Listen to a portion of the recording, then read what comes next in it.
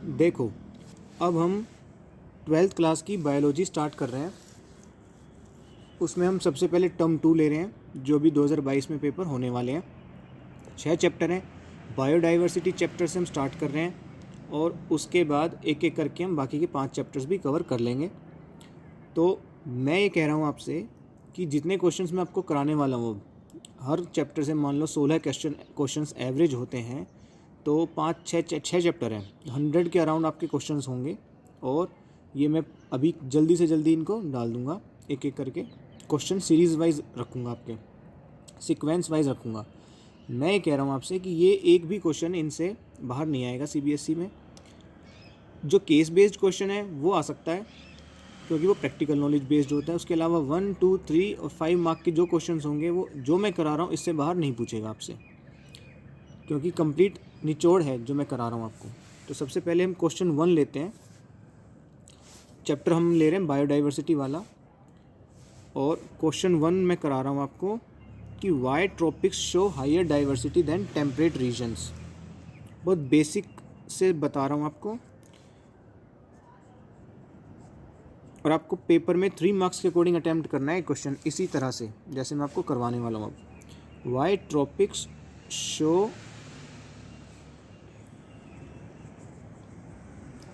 Higher diversity than temperate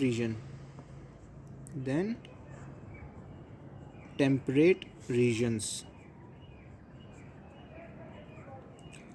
अच्छा, अब आगे इसमें आपको एक डाउट तो ये रहेगा कि ट्रॉपिक्स होता क्या है, क्योंकि हम डायरेक्ट स्टार्ट कर रहे हैं ना चैप्टर को। ना तो मैंने आपको कोई भूमिका बताई, ना ही कुछ एक्स्ट्रा बताया, हम डायरेक्ट क्वेश्चन स्टार्ट कर रहे हैं। तो ट्रॉपिक्स मैं बताता हूँ आपको पहले। डाइवर्सिटी, यहाँ पे बायोलॉजिकल डाइवर्सिटी की बात चल रही है। टेम्परेट भी रीजन होता है, कौन से रीजन होते हैं, कैसे रीजन होते हैं, ये मैं बताता हूँ आपको। देखो, आंसर लिखेंगे हम इसका, 3 पॉइंट्स करेंगे, तीनों पॉइंट्स में आपको 3 मार्क्स के अकॉर्डिंग अटैम्प्ट करना है। सही। अब आप एक चीज़ देखो, ये अर्थ है। अर्थ में आप जानते हो, अगर इक्वेटोरियल प्लेन की बात करें, इसको कट करें, ये इक्वेटोरियल प्लेन होता है।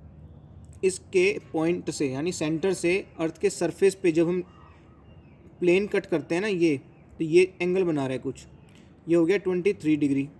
ये है नॉर्थ पोल, ये है साउथ पोल, ठीक। तो ये 23 डिग्री नॉर्थ हो गया। ऐसे ही यहाँ पे साउथ पोल की तरफ ये 23 डिग्री साउथ हो गया। ऐसे ये इधर, ऐसे ये इधर। अब ये पूरा एक प्लेन हो गया ऊपर का, ऐसे ही एक ये प्लेन हो गया नीचे का। समझ पा रहे हो? सो दिखा देता हूँ मैं यहाँ पे आपको। देखो, अब ये एक बेल्ट क्रिएट नहीं हो गई, ये इक्वेटोरियल प्लेन हो गया, ये पूरी एक बेल्ट क्रिएट हो गई, है ना, ऐसे। तो इसको बोलते हैं ट्रॉपिकल रीजन, इसको बोलेंगे टेम्परेट रीजन, और ये होता है पोलर रीजन। ये हो गया पोलर रीजन। पोलर रीजन ये वाला यहाँ से यहाँ तक ये होता है ट्रॉपिकल रीजन, ये टेम्परेट रीजन।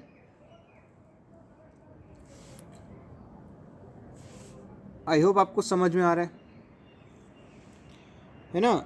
तो ट्रॉपिक्स हायर डाइवर्सिटी शो करते हैं टेम्परेट से, क्यों? क्योंकि उसके कुछ रीजंस हैं। जैसे कि पहला reason, speciation is a function of time. Speciation is a function of time, यानी कि फॉर्मेशन ऑफ न्यू स्पीसीज़ को स्पीसिएशन कहते हैं। ये टाइम का फंक्शन है। Tropical regions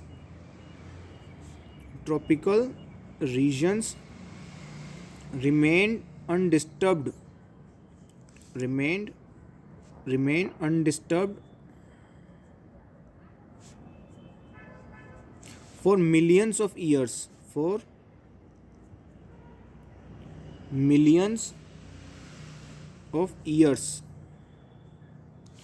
which gave enough time for species diversification.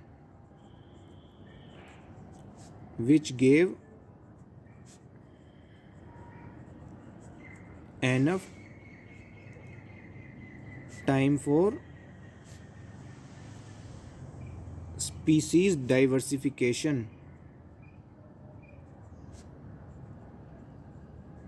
यानी एक पॉइंट तो ये आ गया कि स्पीसीज़ डाइवर्सिफिकेशन के लिए टाइम बहुत मिला, क्योंकि ट्रॉपिकल रीजन अनडिस्टर्ब्ड रहता है मिलियंस ऑफ ईयर्स के लिए।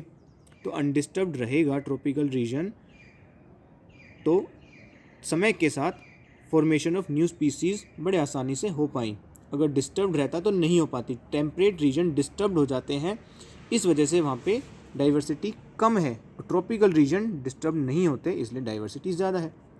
एक पॉइंट तो ये समझ में आता है साफ साफ, है ना।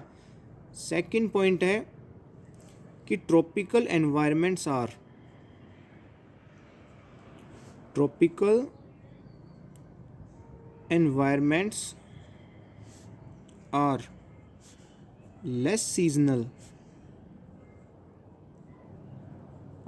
Less seasonal, more constant and predictable. Tropical environments are less seasonal, more constant and predictable.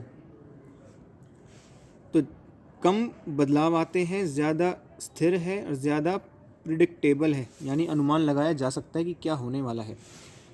जिसने एक एक्स्ट्रा पॉइंट ऐड कर दिया। थर्ड पॉइंट हम क्या लिखेंगे इसमें, more solar radiation falls on tropical region. More solar radiation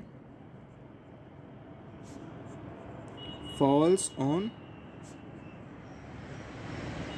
tropical region than temperate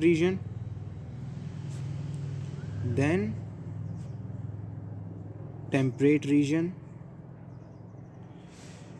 which results into higher productivity, that results into higher productivity, या which gives higher productivity,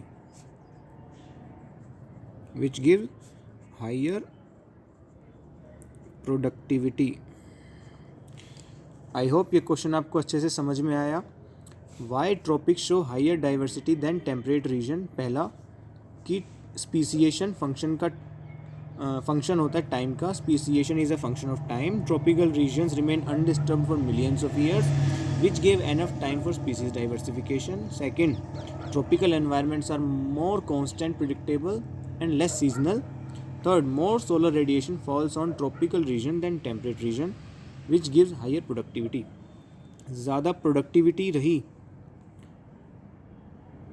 अब देखो ज़रा, अब एक बात देखो ज़रा, सबसे पहला पॉइंट तो है सोलर रेडिएशन।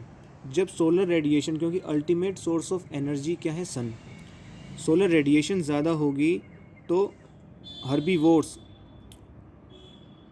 जिनको खा सकेंगे, यानी हमारे प्रोड्यूसर्स, वो ज़्यादा प्रोड्यूस होंगे, ज़्यादा सर्वाइव कर पाएंगे, तो प्रोड्यूस ज़्यादा करेंगे, यानी प्रोडक्टिविटी ज़्यादा हुई।